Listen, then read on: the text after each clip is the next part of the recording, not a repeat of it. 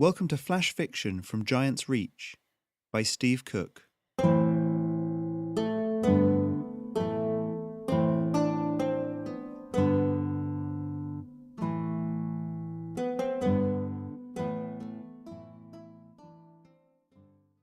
One of my absolute favourite things, whether I'm running a Dungeons & Dragons session or reading something out loud to children I teach or just reading something out loud to myself, is doing the voices.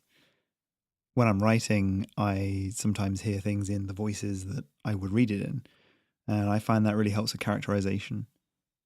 Talking of Dungeons & Dragons, from the 29th of October, I'm going to be in a game that's being DM'd by a good friend of mine, Oz Mills, with his Rollout stream. I'm going to be playing a Changeling Rogue, and I'm really excited about it. I don't often get to play myself, so yeah, tune in if you can. Fugitive.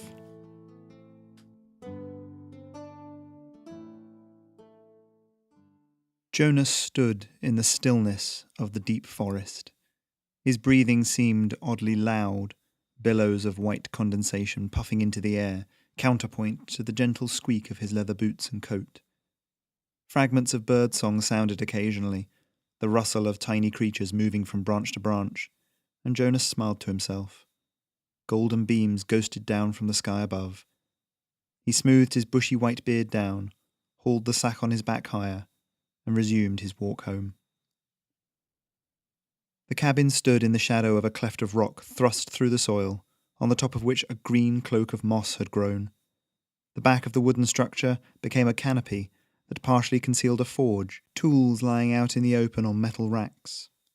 A path of fragmented stone marked the start of what he considered his property, and Jonas wasted no time in slinging the sack down by the front door on his way in.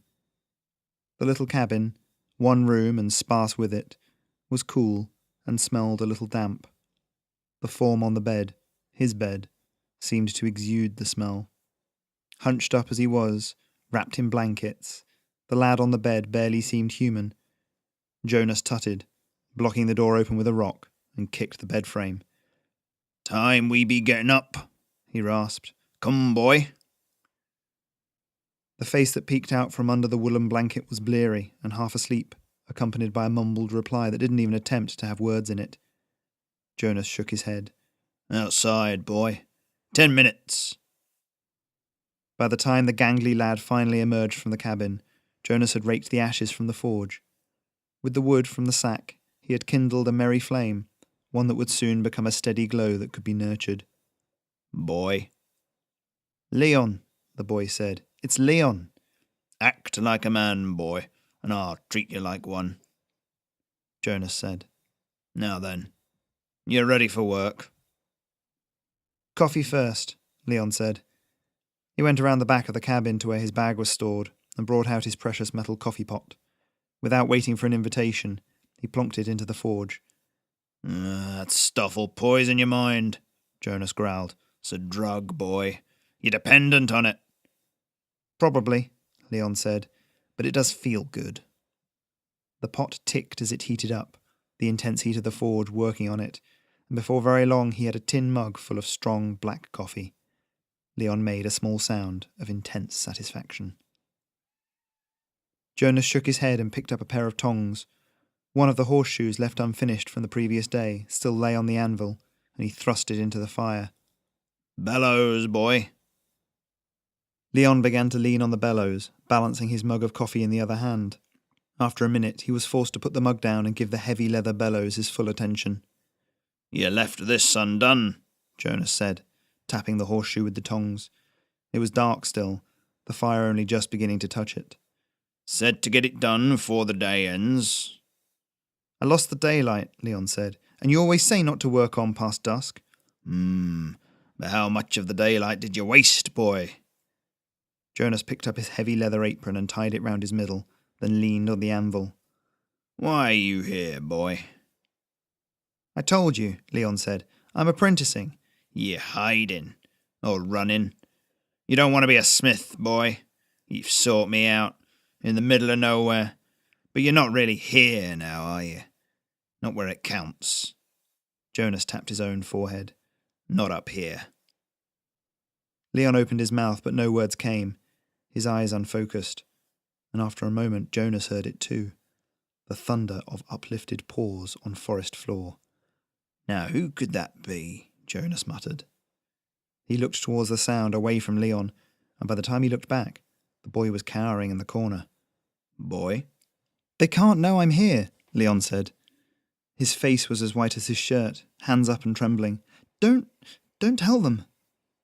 Jonas frowned, but before he could question the boy further, the intruders came into view, riding rabbits, carefully navigating their way between trees and under low-hanging branches, came 3 soldiers. They wore Loris colours on their tabards, blue and gold, and all 3 were armed. The rabbits stopped short of the start of the stone path that led to the cabin, the lead rider turning in her saddle to address Jonas. Good morning. I am Sergeant Harriet Benwick. We're looking for a young man, about 17, brown hair, brown eyes, thin, about so tall. She gestured with one gloved hand. He in trouble? She shrugged. Deserter. Jonas folded his arms. Ain't seen him. There's a small reward if you do, she said. Mind if we check around your property? He could be hiding. Jonas tutted. It's a hot forge, he said. Not safe. We'll be careful, the sergeant said. She gestured to the other 2 riders who dismounted. Their rabbits sniffed the smoke-filled air. You'll be accompanied, Jonas snapped. He turned as the 2 soldiers came closer, leading them into the forge area. All was quiet and still. As you can see, Jonas said, just my forge. One of the soldiers picked up the coffee pot, then the mug. These are military issue, he said. Sarge, got something? Jonas scowled, snatching the mug out of the soldier's hand. Get your hands off of my brew, he said, and downed the acrid liquid in one gulp. I'm not worth a damn without it in the morning. The other soldier, poking around near the back, shook his head. Nothing back here, Sarge. Jonas held his scowl as the soldiers wandered back out, mounting their rabbits. If you see or hear anything, the sergeant said, let me know. Aye, Jonas rumbled. With one final look around, the rabbits and riders continued on their way. Jonas sighed, and waited until they were far out of earshot before walking back to the forge. Out, boy, he snapped. Gingerly, Leon crept out from the deepest shadows where the cabin met the rock against which it was built. His gaze darted around. Are they gone? Jonas laid his leathery hands on the anvil, leaning heavily. But you and me, boy, we need to talk about why you're really here. Reluctantly, Leon nodded and began his tale. You've been listening to flash fiction written for my Patreon, Giant's Reach. If you'd like to become a supporter, go to patreon.com/Giant's Reach, where you can find more fiction just like this,